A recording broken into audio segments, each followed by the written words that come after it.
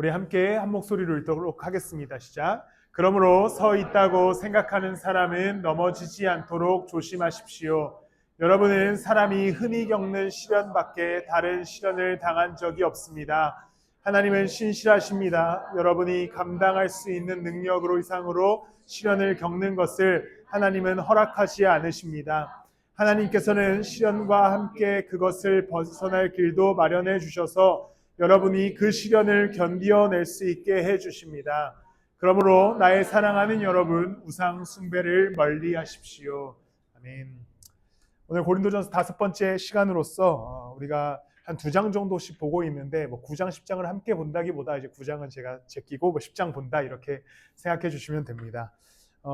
고린도는 계속 이야기한 대로 많은 문화의 교류와 또 여러 항구 도시였기 때문에 여러 우상들의 거래처가 되었습니다. 그래서 고린도에는 2개의 큰 신전이 있었어요.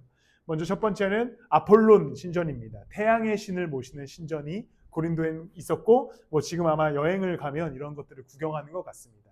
또 하나의 신전이 있었는데 바로 화실이 많이 깨졌는데 아프로디테 신전입니다. 여신전이라고 불리던데 아프로디테를 섬기는 그런 신전들이 있었습니다. 이러한 신전들이 있었다는 것은 단순히 신전이 있었다, 교회가 있었다, 이런 차원의 문제가 아니라 건물이 있었다 이런 차원의 문제가 아니라 그 도시 자체가 신전을 중심으로 경제활동이 이루어졌고 그 안에서 많은 사람들이 그 이득을 취하고 또 직장을 다니고 그 안에서 경제활동을 이뤘던 그러니까 신전 중심의 사회가 될 수밖에 없었습니다. 항구에서도 무역을 하고 거래를 할 때에 어떠한 특별한 보석을 가지고 보통 거래를 했을 텐데 대부분 우상, 어떤 신의 모습을 띤 그러한 것들을 가지고 거래가 이루어졌습니다. 그렇기 때문에 이 고린도에서 우상을 섬긴다는 것, 우상을 숭배한다는 것은 단순히 어느 종교를 다닌다는 것을 넘어서 본인들의 삶을 또 본인들의 어떤 경제적인 여건을 그곳에 맞추고 있었다라는 의미를 갖고 있습니다. 그런데 고린도 교회는 이러한 도시 문화 속에서 교회가 세워졌고 하나의 문제가 발생하게 됩니다. 어떤 문제냐면 성도들이 두 발을 걸치는 거죠. 교회는 다녀요. 예수 그리스도를 믿는 믿음 안에서 살아가지만 경제활동을 계속 해야 되고 또 도시 문화 속에서 뭔가 소외당하지 않기 위해서 한쪽 발은 계속해서 우상 숭배의 문화 속에 다리를 걸치게 됩니다. 현대사회처럼 난 지금 불교 다니다가 회심해서 교회 다녀 이 정도의 의미를 볼 수 없는 이유는 경제활동을 포기하고 그리스도를 따라가야 했기 때문입니다. 자신들이 갖고 있었던 어떤 가족의 문화 또 가족의 어떤 전통을 포기하고 그리스도를 따라가야 했기 때문에 지금 우리가 이야기하는 예수 따름보다 훨씬 무거운 마음으로 예수 그리스도를 따랐어야 했을 겁니다. 그렇기 때문에 이것을 제대로 해내지 못하는 성도들이 한쪽 발은 우상 숭배에 발을 걸치고 한쪽 발은 예수 그리스도에게 발을 걸침으로써 교회를 세워가고 있었습니다. 그런데 바울이 당연히 그것들을 경고하고 금지하는 것이지요. 그래서 오늘 본문인 이 고린도전서 10장도 우상 숭배를 경고하는 말씀을 통하여서 하나님의 말씀을 전하게 됩니다. 그러면서 이제 과거에 자신들의 이스라엘 조상들의 이야기를 하게 되는데요. 7절 말씀을 보면 이렇게 기록됩니다. 그들 가운데 얼마는 우상을 숭배했습니다. 성경에 기록하기를 백성들이 앉아서 먹고 마셨으며 일어나서 춤을 추었다 하였습니다. 여러분은 그들과 같이 우상 숭배자가 되어서는 안 됩니다. 라고 기록됩니다. 이게 무슨 얘기냐면 과거에 출애굽을 하고 나서 모세가 하나님의 말씀을 받기 위해 시내산에 올라갑니다. 시내산에 올라갔을 때에 밑에서는 무슨 일이 벌어졌냐면 아론이라고 하는 사람을 필두로 금송아지를 만들고 우상 숭배를 시작하는 것이지요. 뭔가 하나님 말고 다른 신을 찾기 시작합니다. 그 모습을 이야기하면서 야, 옛날에 너네 조상도 과거에 그런 우상 숭배의 범죄를 저지른 적이 있다. 그런데 원래 그 이스라엘 민족의 신분은 어떤 신분이었는지를 앞에 1, 2절에서 먼저 밝히게 되는데요. 우리 1, 2절 말씀을 함께 읽도록 하겠습니다. 함께 읽겠습니다. 시작. 형제자매 여러분, 나는 여러분이 이 사실을 알기를 바랍니다. 우리 조상들은 모두 구름의 보호 아래에 있었고 바다 가운데를 지나갔습니다. 이렇게 그들은 모두 구름과 바다 속에서 침례를 받아 모세에게 속하게 되었습니다. 이제 무슨 얘기를 하는 거냐면 과거의 이스라엘 백성들은 모세와 함께 홍해를 건넜다. 홍해를 건너을 통하여서 하나의 세례 혹은 침례의 의식을 행하게 됐고 하나님께 선택받은 민족이 되었다. 그런데 그들이 광야 생활을 하다 보니 그것을 잃어버리고 우상을 숭배하게 됐다는 것에 대한 이야기를 오늘 10장 초반부에 하게 되는 겁니다. 그러면서 이 이야기를 하는 이유는 고린도전서의 표현대로 이것을 바울은 뭐라고 표현하냐면 간음을 저질렀다라고 표현하게 됩니다. 그리고 이제 이 이야기를 왜 고린도 교인들에게 하겠습니까? 너네도 똑같은 원리로 간음을 저지르고 있다는 것을 이야기하는 것이지요. 무슨 말이냐면 이제 이스라엘 백성들이 홍해를 건너므로 인하여서 구원의 은혜를 얻고 세례 혹은 침례를 받은 것처럼 이제 그리스도인들도 예수 그리스도 십자가의 보혈로 인하여서 구원을 얻고 그것을 고백함을 인하여서 침례 혹은 세례를 받았습니다. 그리스도인이 됐다는 것이죠. 그런데 그리스도인이 된 자들이 여전히 한쪽 발을 우상 쪽에다가 발을 걸치고 있으니 이제 바울이 그들을 향하여서 이야기하기를 너희가 간음한 자와 같다라고 이야기하는 겁니다. 우리는 예수 그리스도의 십자가로 인하여서 그리스도께 속한 자 되었습니다. 그의 십자가의 은혜로 구원을 얻게 되었지요. 우리의 근본은 예수 그리스도께 있습니다. 우리의 신분은 그리스도의 자녀됨에 있습니다. 그런데 우리는 이 땅에서의 어떤 사람을 살아가는 가운데 이런 정체성을 잃어버릴 때가 있습니다. 내가 그리스도인인가?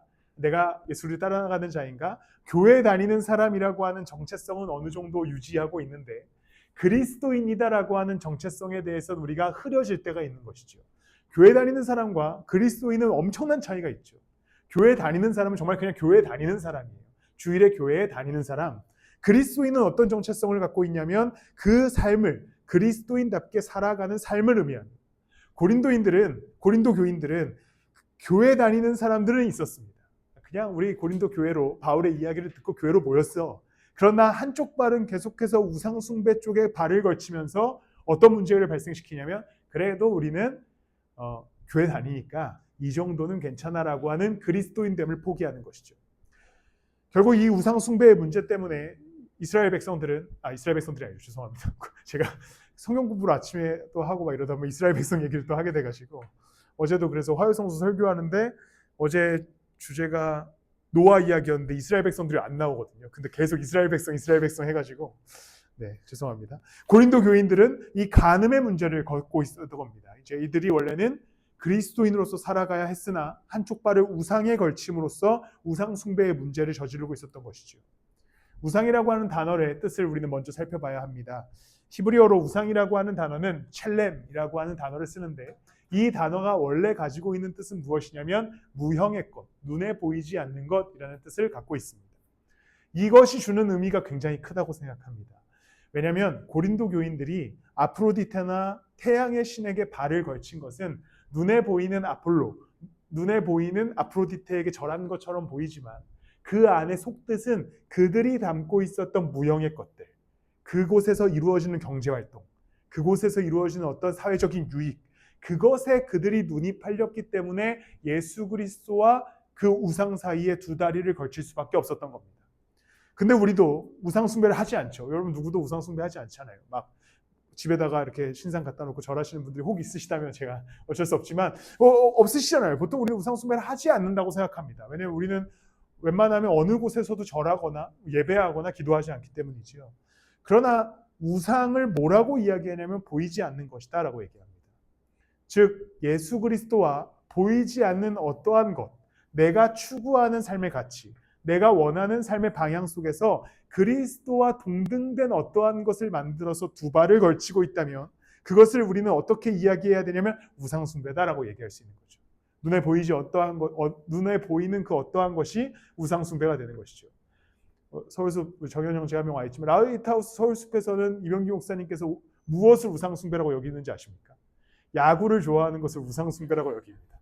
눈에 보이지 않는 어떤 야구팀을 우상 숭배자가 둘이나 여기서 있지 않습니까?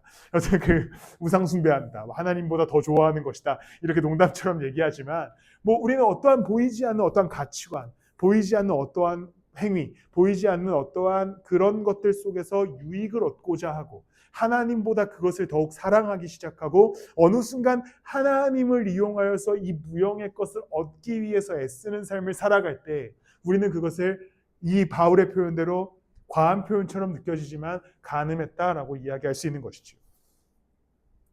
여러분께서 이 무형의 것을 추구하고 계신다면 그것이 우상 숭배라는 것이 과한 표현이 아니라 단어와 언어 속에서 그렇게 이야기하고 있기 때문에 이제 우상 숭배를 멈추고 우리는 예수 따름을 지속적으로 회복하는 저와 여러분들이 되기를 소망합니다.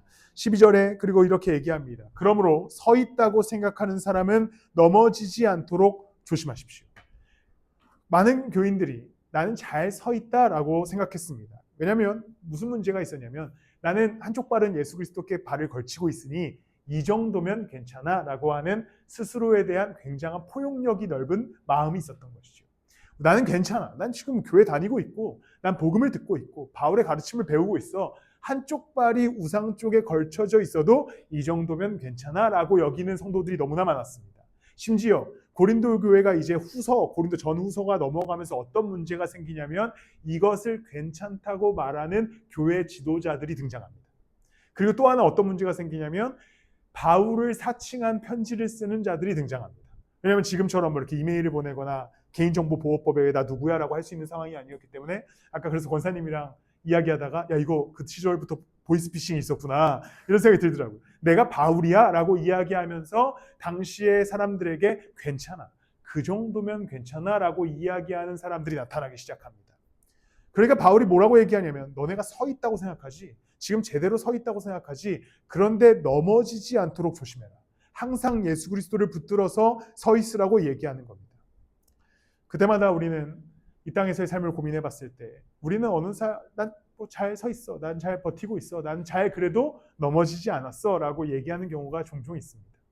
그러나 그리스도가 아닌 다른 것에 발을 걸치는 순간 어느 날 이것이 너무 커지기 시작할 때 균형을 잡지 못하고 넘어지는 우리를 발견하게 될 것입니다. 그러니 여러분, 항상 예수 그리스도를 붙들기 위해 말씀의 자리와 경건의 자리와 그리고 기도의 자리를 회복하시기 위해 애쓰셨으면 좋겠습니다. 기도의 자리와 예배의 자리를 회복하기에 애쓰시고 그리고 나 스스로 나 잘 서 있어, 나 괜찮아 라고 여기는 마음보다 내가 혹시 넘어지지 않을까 염려하며 예수 그리스도를 쫓아가십시오. 그렇게 예수 그리스도를 쫓기 시작할 때에 우리 가운데 그리스도의 능력을 부어주실 것입니다. 그 가운데 포기하는 어떠한 발걸음 속에서 더 나은 것을 주실 줄을 믿습니다. 고린도 교인들은 많은 것을 포기해야 했습니다. 왜냐하면 그 도시 문화에서 누릴 수 있는 것들을 포기해야 했기 때문이죠. 하지 않아야 했기 때문입니다. 어쩌면 경제적으로 손실을 봤을 수도 있고 가족 공동체 안에서의 소외를 경험했을 수도 있습니다. 그러나 그들이 발을 떼어 예수 그리스도께 두 발을 놓기 시작할 때에 이제 그들은 그들의 능력으로 살아가는 것이 아니라 그리스도의 능력으로 살아가게 되어서 진정한 그리스도로부터 오는 자유와 평안을 경험하게 됐을 겁니다. 여러분들도 괜찮다 여기지 마시고 이 정도 발 정도는 걸쳐도 괜찮아 라고 생각하지 마시고, 제가 LG 트윈스의 그 단 한 명의 선수도 좋아할 수 없습니다. 두 발을 걸칠 수 없죠. 네, 저는 제가 좋아하는 팀 선수에게만 사랑을 줄 수 있습니다. 아무리 창훈쌤이 제 옆에서 LG 트윈스는 이런 상황이고 작년에 우승을 했고 두 발을 걸칠 수 없습니다. 스포츠를 좋아하시는 분들은 알겠지만 절대 스포츠에서 두 팀에게 발을 걸치는 일이 일어나지 않거든요.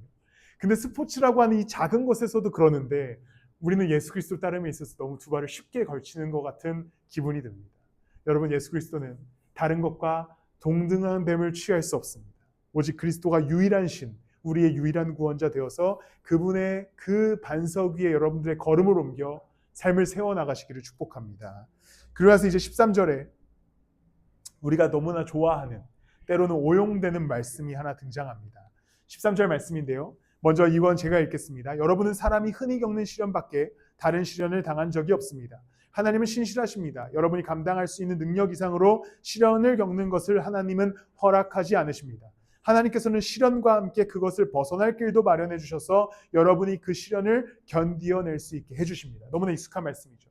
개역개정으로 한 번 더 보겠습니다. 이러면 좀 더 익숙하실 텐데요. 우리 함께 한 목소리로 읽도록 하겠습니다. 시작.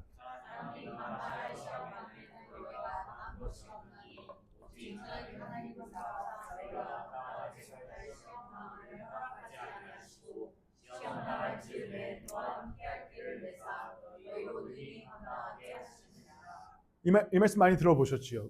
너무 좋아하는 말씀입니다. 하나님 내게 시련을 주지 않습니다. 근데 이제 이 말씀에 우리가 맥락을 좀 이해해 봐야 되죠. 12절에 뭐라고 얘기합니까? 그러므로 서 있다고 생각하는 사람은 넘어지지 않기를 조심하십시오. 우상 숭배하지 말라는 겁니다. 그리고 13절에 이 말씀을 한 이후에 14절에 이어붙이기를 그러므로 나의 사랑하는 여러분 우상 숭배를 멀리하십시오.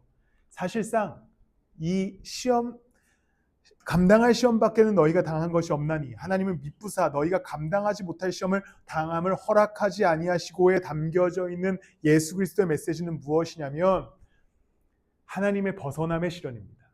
하나님으로부터 멀어짐의 시련이에요. 근데 우리는 보통 이것을 다 나의 인생에 두죠. 주님, 내 삶에 경제적인 문제가 생겼습니다. 주님, 감당하지 못할 시련밖에는 주시지 않으니 빨리 경제적인 문제를 해결해 주십시오. 다 이런 식으로 갑니다. 하지만 여기서 이야기하는 시련은 어떤 것이냐면 너네 넘어지지 않도록 조심해라. 우상 숭배를 멀리해라. 그 시련을 하나님께서 피하게 하실 테니 어떠한 시련을 견디어서라도 예수 그리스도를 붙들고 우상 숭배하지 말고 살아가라고 하는 명령입니다. 그런데 우리는 사실 이 말씀을 사실 그 안에서는 우리가 어떠한 삶의 문제에 관한 이야기도 포함되어 있지만 이 말씀을 통한 결론이 중요한 것이죠. 하나님께서 너희에게 시험 당할 쯤에 피할 길을 내신다면 우상 숭배하지 말고 예수 그리스도 따라가라는 거죠. 너희가 시험을 당했을 때에 주님 이 시험을 제발 견디고 해결해 주세요 하고 보통 우리는 이 다음을 생각하지 않습니다. 하나님 문제 해결해 주셨네. 하나님 감사하다. 하나님 최고다 하고 우리는 그리스도를 금방 잊어버리죠. 하지만 시련을 당할 때에 시련을 허락하지 아니하시고 피할 길을 낸다라고 하는 이 말씀의 의미는 우상 숭배하지 않게 하셔서 예수 그리스도를 따라가게 하신다는 의미입니다. 그래서 우리에게 주시는 이 말씀을 그러므로라는 접속사와 함께 나의 사랑하는 여러분 우상 숭배를 멀리 하십시오라고 이야기하는 것이죠. 인간적인 시련을 떠나서 하나님 따름을 방해하는 우상을 숭배하도록 하는 시련에 관한 이야기를 하고 있는 겁니다. 즉 예수 따름을 포기하게 하는 시련을 의미하는 것이죠. 우리의 삶에는 수많은 시련들과 수많은 문제들이 우리 가운데 닥쳐옵니다. 그런데 때로는 하나님 분명히 이거 감당할 만한 시험을 주신다고 해도 전혀 이건 내가 감당하지 못하겠는데 이런 문제들도 찾아오게 됩니다. 그런데 그 시련을 견뎌내는 가운데 우리에게 피할 길을 내신다는 것은 하나님을 잊지 않게 하신다는 것이죠. 하나님으로부터 멀어지지 않게 하신다는 겁니다. 왜냐하면 어떠한 문제는 하나님 나 시련을 피할 길을 주십시오 해도 해결되지 않는 문제들이 있어요. 이 고통이 벗어나지 않을 때가 있습니다. 그런데 여기서 의미하는 것은 주님 내가 이런 문제와 시련이 있는데 당신에게서 떠나지 않게 하여 주십시오. 넘어지지 않게 하여 주십시오. 당신은 미쁘시니 나를 우상 숭배에서 넘어지지 않게 해달라는 기도가 되는 겁니다. 결국에 우리가 이 말씀과 기도 가운데 이야기해야 할 것은 주님 내가 고통스럽습니다. 주님 내가 어렵습니다. 이러한 문제들이 있습니다. 그러나 내게 피할 길을 주십시오. 그 피할 길이 무엇입니까? 그리스도의 길을 보여달라는 것이죠. 그리스도께서 함께 걸어가달라는 겁니다. 그러니 여러분 이 말씀을 단순히 여러분들 삶의 문제에만 집중하지 마시고 이 문제를 경험했을 때 내가 어떻게 예수 그리스도를 더욱 붙들어 살아갈 것인가, 어떻게 이 문제 때문에 문제가 나의 우상이 되어서 거기에 억눌리는 인생이 아니라 이 문제를 어떻게 그리스도와 함께 넘어설 것인가, 어떻게 이 문제 때문에 내가 우상 숭배하지 않을 것인가, 어떻게 보이지 않는 문제 때문에 예수 따름을 잃어버리지 않을 것인가에 대한 고민과 기도로서 이 땅에서의 삶을 살아가시기를 소망합니다. 때로는 삶의 걸음 속에서 수많은 문제들이 우리를 헤쳐올 때에 예수 따름을 포기하는 시련들이 찾아오거든요. 그러나 그때의 믿음이 흔들리지 않게 그리스도께서 우리에게 피할 길을 내어주셨으니 예수 그리스도를 다시 붙들어서 우리에게 벗어날 길을 허락하신 그리스도와 함께 이 인생의 길을 다시 걸어가기 시작한다면 우리는 그리스도로부터 다시 소망을 품기 시작하고 그리스도로부터 다시 그분이 보여주시는 길을 회복하게 될 줄을 믿습니다. 언제나 예수님과 거리가 느껴져서 거리감을 느끼고 계시다면 그때마다 길을 내시는 예수 그리스도 가운데 나아가셔서 예배와 말씀과 수많은 기도 걸음 가운데 다시 예수 따름을 회복하셔서 두 다리를 다 예수 그리스도 앞에 두시는 여러분들이 되시기를 바랍니다. 정말 우리는 말씀대로 시련이 찾아오기도 합니다. 문제가 찾아오기도 하지요. 그러나 피할 길을 내시는 그리스도가 우리 가운데 계십니다. 어떠한 우상도 어떠한 문제의 본질도 우리에게 피할 길을 내어주지 않습니다. 오히려 그 문제를 생각하고 그 앞에 잠식되어다 보면 우리의 신앙과 믿음이 흔들리기 시작하게 됩니다.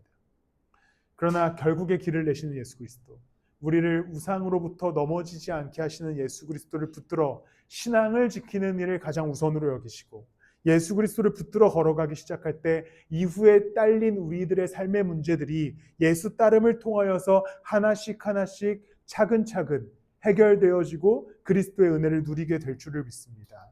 결국 우상이라고 하는 것은 우리가 신이라고 보통 생각하지만 신이 아니라 하나님으로부터 우리를 떠나게 하는 그 모든 것을 우리는 이제 우상이다라고 명명할 수 있습니다. 우리는 예수 그리스도의 십자가의 은혜로 구원을 얻었습니다. 이제 어떠한 무형의 것도, 어떠한 우상도, 심지어 어떤 유형의 것도 우리를 예수 그리스도에게서 벗어나게 해서는 안 됩니다. 우리를 온전히 그리스도 앞에 서게 하신 그 예수 그리스도의 은혜, 그 십자가의 능력을 의지하여서 여러분들의 그 수많은 어려움과 시련 속에서도 그리스도를 붙들어 넘어지지 않는 삶을 살아가시기를 축복합니다. 목적지를 향해 가는 길 위에 우리가 있다고 생각했을 때 종종 우리는 내비게이션을 꺼버리고 운전하는 사람처럼 그냥 길을 갈 때가 있습니다. 내 마음대로 가다가 길을 잃어버리는 것이죠. 아까 안 그래도 딱 차훈쌤이랑 그런 얘기를 했는데 저는 이제 독일에서 사역을 오래 하다 왔으니까 그 아르바이트로 이렇게 가이드 일을 했었습니다. 가이드 일을 할 때 제일 재밌는 게 유럽은 EU 때문에 전부 다 이렇게 통신망이 다 함께 쓰거든요. 그런데 그렇게 생각하고 단순히 저희 선교팀 이제 가이드 하는 팀들을 데리고 스위스를 향해 갔습니다. 8시간 반을 걸려서 가는데 스위스에 딱 들어갔는데 통신이 끊기는 거예요. 왜냐하면 스위스는 EU가 아니거든요. 과감하게 끊어주더라고요. 아예 딱 국경을 통과하자면서부터 데이터가 되지 않기 시작합니다. 엄청나게 당황이 됐어요. 왜냐하면 저는 스위스라는 나라에 처음 가봤고 이제 길을 찾아가야 되고 내비게이션도 안 되고 이제 그때부터 진짜 멘붕에 빠지기 시작했습니다. 그래서 그냥 무작정 막 그냥 앞으로 가다가 결국에 막 했는데 그때 생각이 났습니다. 우리가 살아가다가 어떠한 이정표나 방향표, 특히 요즘 현대사회에서 내비게이션이 없으면 절대 길을 찾지 못하게 됩니다.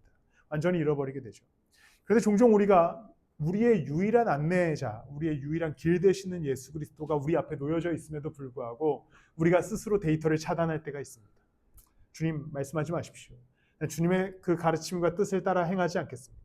주님께서 스스로 말씀하시기를 야 내가 너희들의 빛이고 길이고 진리야 라고 말씀하시지만 일단 내 길은 내가 걸어가고 싶습니다라고 하는 욕구와 그런 우상 숭배가 드러나기 시작합니다. 그런데 다시 와이파이를 연결하는 것처럼 예수 그리스도께 여러분들의 인생을 연결하시기를 소망합니다. 그는 우리의 길을 안내하시는 분이고 말씀으로 살아있어서 우리에게 갈 길을 보여주시는 분이기 때문에 우리가 예수 그리스도를 의지하여서 삶의 걸음을 옮겨갈 때에 우리의 모든 안내자, 우리의 모든 길 되신 주님께서 우리에게 가장 놀라운 일들을 행하여 주실 것입니다. 여러분들 눈앞에 놓인 무형의 우상들을 주의하시고 그것들이 여러분들을 해치지 않도록 항상 예수 그리스도를 끝까지 붙드셨으면 좋겠습니다.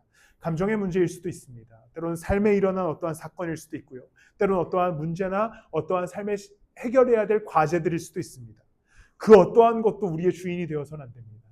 그것이 우리를 잠식하지 않게 만들고 오직 예수 그리스도를 바라보며 모든 순간과 상황 속에 길을 내어주시는, 아니 스스로 길 되어주신 예수 그리스도를 의지하여 끝까지 인도하시는 주님과 이 땅에서의 슬픔을, 이 땅에서의 어려움을 담대히 이겨나가시기를 예수 그리스도의 이름으로 축복합니다.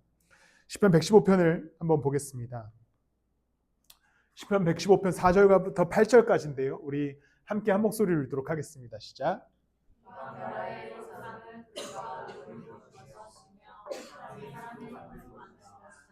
입이 있어도 말하지 못하고 눈이 있어도 볼 수 없으며 귀가 있어도 듣지 못하고 코가 있어도 냄새를 맡지 못하고 손이 있어도 만지지 못하고 발이 있어도 걷지 못하고 목구멍이 있어도 소리를 내지 못한다.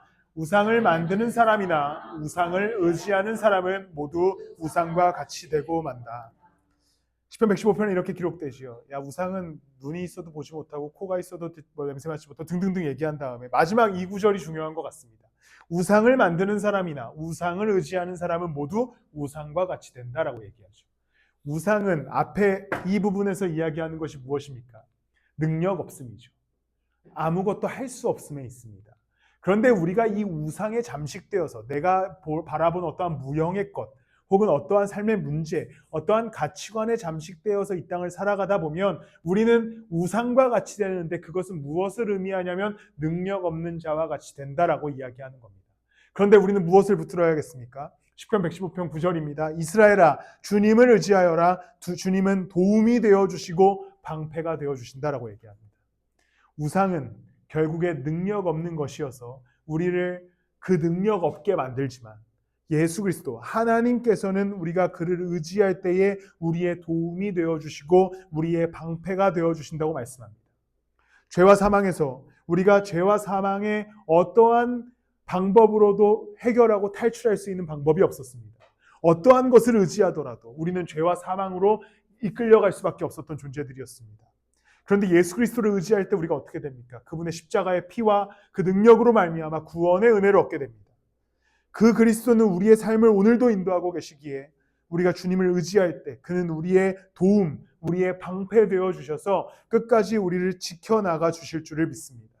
여러분, 세상의 문제와 세상의 일들, 이야기들, 수많은 가치관들 속에 붙들려 있어서 그와 같이 되지 마십시오. 그와 같이 된다는 것은 곧 능력 없이 되는 겁니다.